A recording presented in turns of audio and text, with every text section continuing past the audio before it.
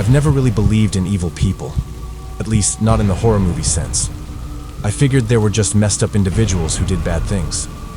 But a couple years ago, I moved into a duplex that made me question if sometimes evil does wear a human face.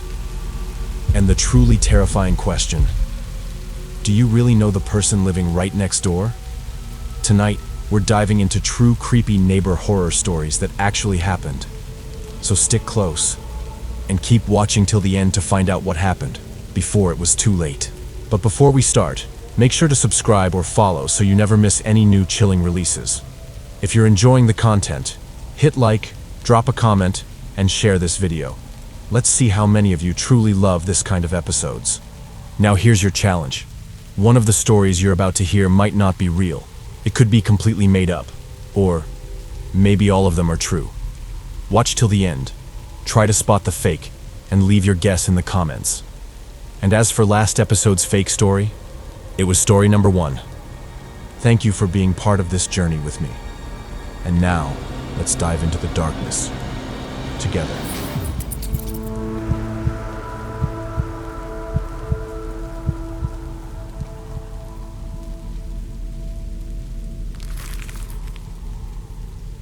I've always been the type of person who tries to mind my own business.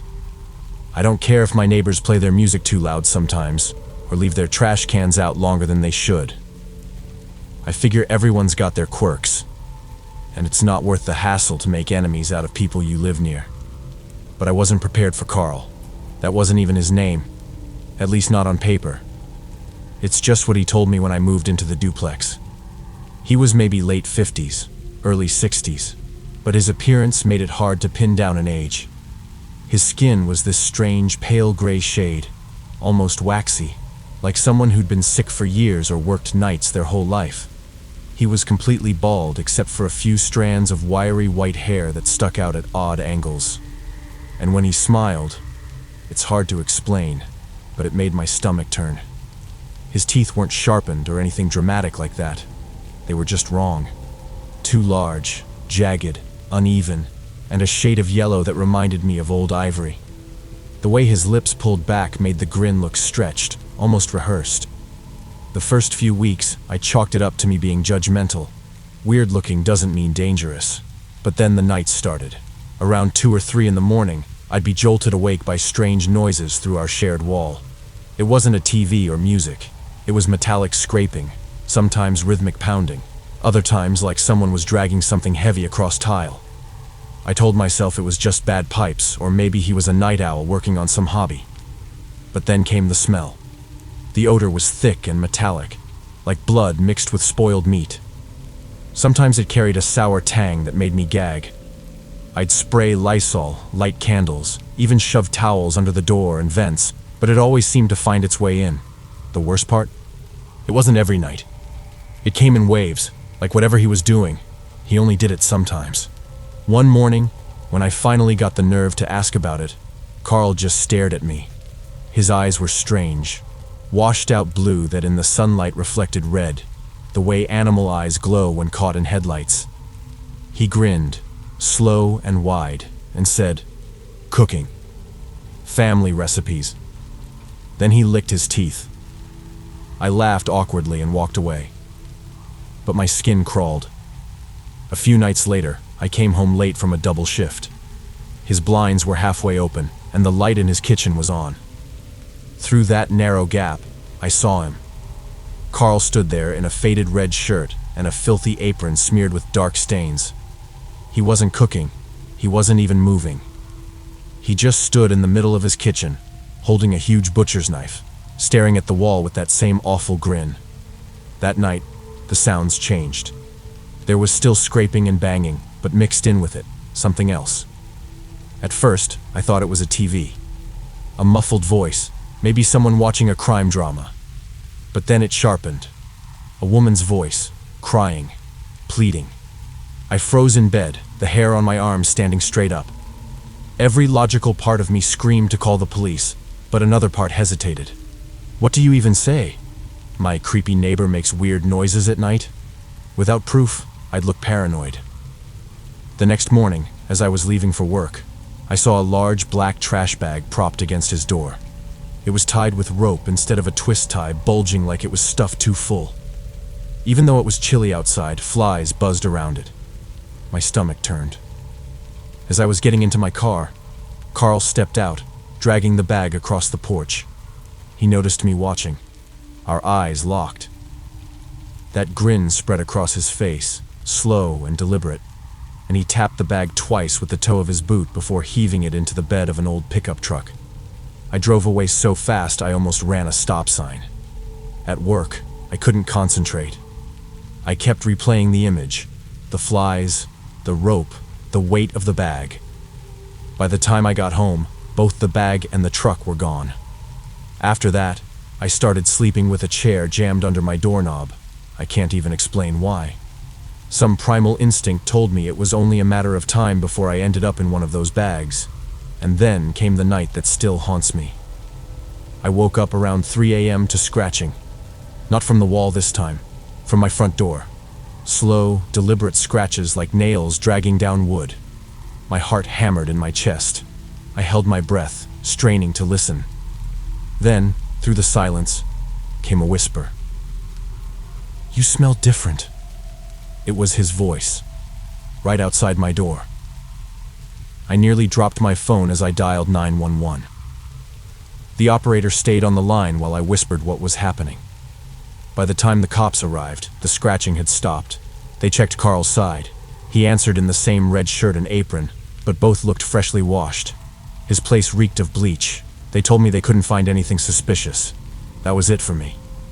The next morning, I packed a suitcase and drove across town to stay with a friend. Within 2 weeks, I broke my lease. But before I left for good, curiosity got the better of me. I looked up property records. Nothing. No Carl listed at that address. I even asked the landlord. She looked confused and told me that unit was supposed to be vacant. No one had rented it in months. So who the hell had I been living next to? And what was in those bags? I'll never know. And honestly, I don't want to.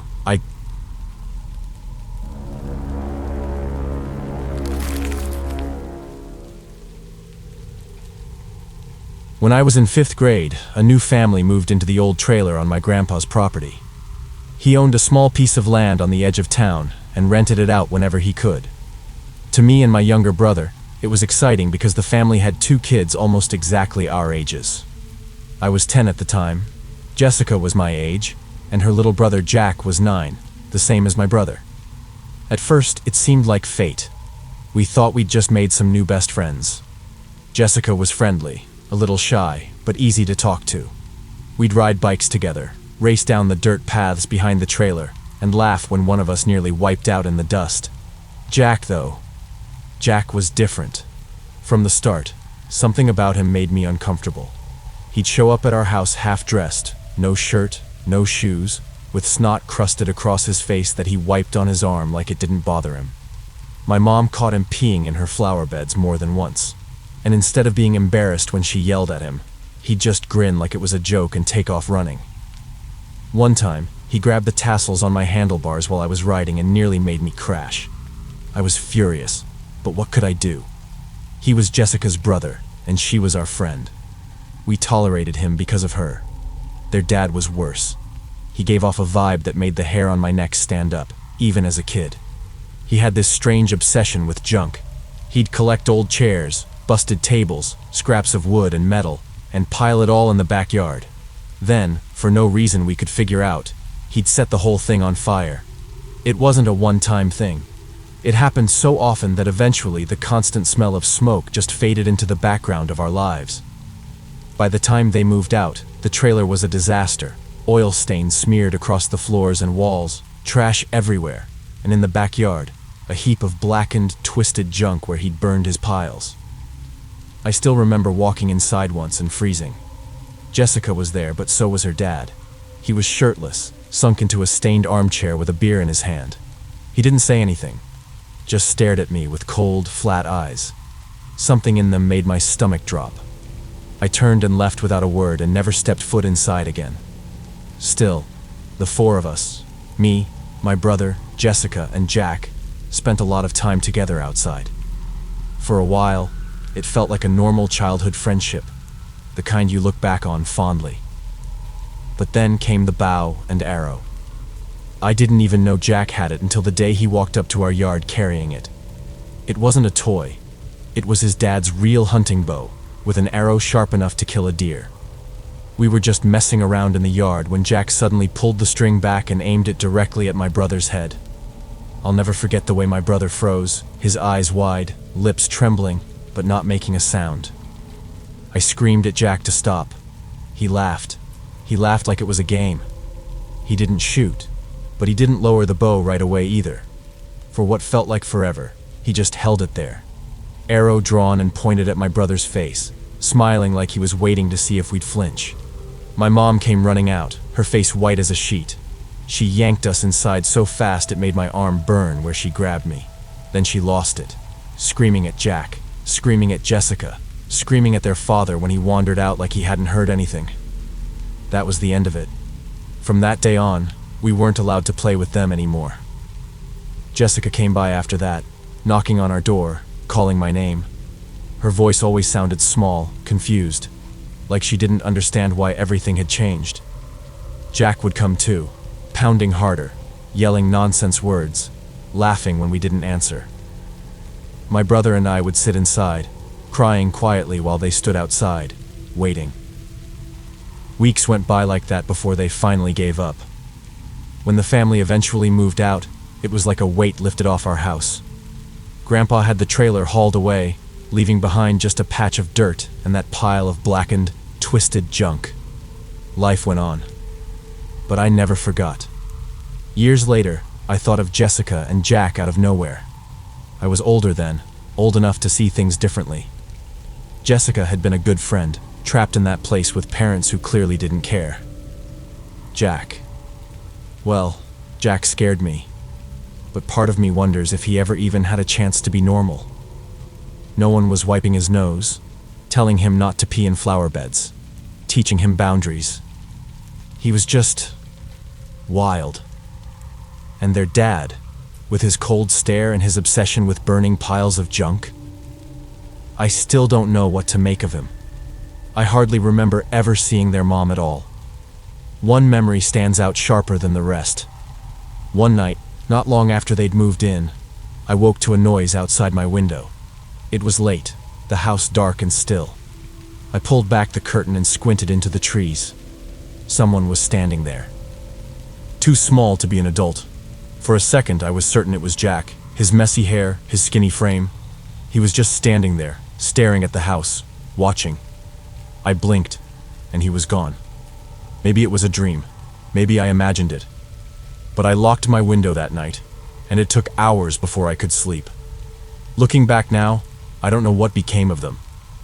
Jessica might have grown up and escaped all that. Maybe Jack found trouble, or maybe he changed.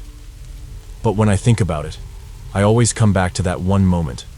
My little brother frozen with an arrow aimed at his head, and Jack's grin as he held it steady.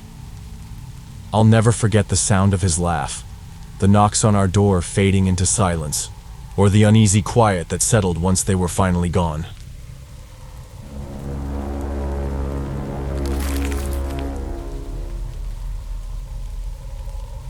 When Jess and I first signed the lease on that little off-campus house in Raleigh, it felt like we had scored. The place wasn't perfect. Creaky stairs, worn hardwood floors, and this strange smell in the hallway that never went away. A mix of mothballs and dust, maybe a little dampness too. But it was cheap, close to campus, and had enough space for both of us. We were sophomores, barely scraping by, so it felt like a win. Jess was organized to a fault, the type to label her leftovers and keep earbuds in whenever she worked. I was the opposite, scatterbrained, messy, fueled by caffeine. Somehow we balanced each other out. For the first month, it really felt like home. The only odd part was our downstairs neighbor, Donnie. He was in his late 20s, maybe 30. Always wore the same swishy black cargo pants and a plain t-shirt. Quiet guy. He introduced himself when we moved in, offered to help carry a box upstairs, even mentioned his favorite coffee shop to Jess once. On paper, he seemed harmless, friendly, maybe even considerate. He smiled a lot, this wide, eager grin that almost felt like he was trying too hard. But I brushed it off. Not everyone knows how to act around strangers. September passed without incident. By October, we were drowning in midterms and barely home. One night, Jess mentioned Donnie gave her weird vibes, but she couldn't explain why. I shrugged it off. I was too busy pulling all-nighters and juggling shifts at work. Then came November. Jess left for the weekend to visit her parents in Charlotte. I didn't mind being alone. I had snacks, shows to binge, and a paper to write. Honestly, I was looking forward to a quiet weekend. That first night was peaceful. I made mac and cheese, lit a cinnamon candle, and dozed off under a blanket. Sometime after midnight, my phone buzzed. Unknown number. Hey, sorry if this is weird. Just wanted to say goodnight. I stared at it for a moment. Wrong number, probably. I texted back, "Who is this?" No reply. I set the phone down and went back to sleep. The next afternoon, I got another text. "I heard you dropped something in the kitchen. Everything okay?" That stopped me cold. I had dropped a spoon earlier, but I hadn't said anything out loud. The kitchen was at the back of the unit. The only explanation I could come up with was Donnie's place being directly underneath. Maybe he heard it through the floor. But an hour later, another text came in. "That red hoodie looks good on you." I was wearing it, right then. My chest tightened. I rushed to close every blind, locked the front door, then double-checked the flimsy balcony latch I usually ignored. For the first time, I felt exposed inside my own apartment. 10 minutes later, "You forgot the latch on the balcony door. I locked it for you." I froze. I had just locked it. I don't remember deciding to move. I just remember yanking the front door open and shouting into the night, "Who the hell are you?" The street was empty, but in the silence, I swear I heard it. The faint swish of those black cargo pants. The next morning, I went downstairs and knocked on Donnie's door. No answer. I texted Jess everything. She told me to stay upstairs, not to confront him, and to call the landlord. While I waited for a callback, another message arrived. "You don't have to be scared. I just want to make sure you're safe." I blocked the number. Another one popped up within an hour. Same tone, different digits. Whoever it was wasn't stopping. That night, I had Rachel, my friend from 2 streets over, come stay with me. She showed up with a flashlight and a baseball bat, joking, but not really joking. We searched the place top to bottom, under the beds, behind the shower curtain, even inside the closets. Nothing. She left around midnight, promising to check in the next day. I tried to sleep, but woke to footsteps on the roof above me. Slow, deliberate steps. Our unit didn't even have roof access. I lay there, holding my breath, as they crept toward the edge of the building, and stopped. The next morning, a letter was slid under the door. Not handwritten, typed. "I like when you make tea. You hum while you wait for the kettle. It makes you seem real." I called the police. They came, took a report, but said unless there was a direct threat or break-in, there wasn't much they could do. One officer went to knock on Donnie's door. He answered this time, looking confused, claiming he didn't know anything. But when he glanced at me over the officer's shoulder, I caught it, a flicker in his eyes. Recognition. The police left. I bought pepper spray and a door jammer that night. Things calmed for a bit. Then, the weekend before Thanksgiving, Jess came back. I didn't tell her everything. I didn't want her panicking. We were already talking about moving in the spring. I thought I could stick it out. That Saturday night, she discovered it. A hole in the wall behind the bookshelf. Small, just wide enough to see through. When we pulled the shelf back, we found an old vent cover with a cracked corner. Looking closer, we realized there were more. Tiny peepholes in the bedroom. The bathroom. I felt my stomach drop. He hadn't just been listening. He'd been watching. We called the landlord and demanded to break the lease. He came by 2 days later, took one look, and agreed. No argument. We moved out that week. We never proved it was Donnie. No cameras, no fingerprints, no direct evidence. Just the texts, the notes, and those holes in the walls. The police couldn't do anything. But that feeling, that awful tension in the air, the certainty of being watched, it never really left. Even now, years later, every apartment I step into, I check the walls, the vents, the closets. I still hear that faint swish of cargo pants sometimes when I'm walking home at night, and I never, ever leave a balcony door unlocked. Not anymore.